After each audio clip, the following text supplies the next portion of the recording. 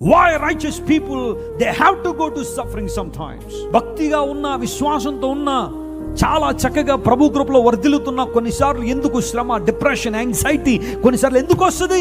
కష్టాలు రావని కాదు, ఇబ్బందులు రావని కాదు, అవమానాలు రావని కాదు. కొన్నిసార్లు ప్రజలు నీవు చేయని విషయాలు నీ మీద నిందలేసినప్పుడు ఆ సమస్య ఎలా ఉంటుందంటే, ఎంత మర్చిపోదాం అనుకున్నా అదే గుర్తొస్తూ ఉంటుంది, అదే మాటలు గుర్తొస్తూ ఉంటాయి. ఎవరో బహుశా నీ భక్తి జీవితం తక్కువ చేసి మాట్లాడచ్చు, నీ సామర్థ్యం తక్కువ చేసి మాట్లాడచ్చు, నీ ద్వారా మేలు పొందిన వారే, నీ చేతి అన్నాన్ని తిన్నవాళ్లే నీ చేతి వేళ్ళు కొరుకుంది అనే ప్రయత్నం చేస్తున్నప్పుడు అది సడన్గా గుర్తు రాగానే నిద్రలోంచి లేచి నిద్రపోదామని నిద్ర పట్టదు కొంతమందికి. నువ్వు అలాంటి దానివి, నువ్వు ఇలాంటి దానివి, నువ్వు మోసగాడివి, నువ్వు మోసగత్తువని బహుశా ఎవరైనా అంటే రాత్రులు నిద్ర పట్టట్లేదేమో, నీకు ఎన్ని ప్రయత్నాలు చేస్తున్న ఇబ్బంది పడుతున్నావేమో. Can you come to the feet of God? దేవుని పాదాలు పట్టుకోగలవా?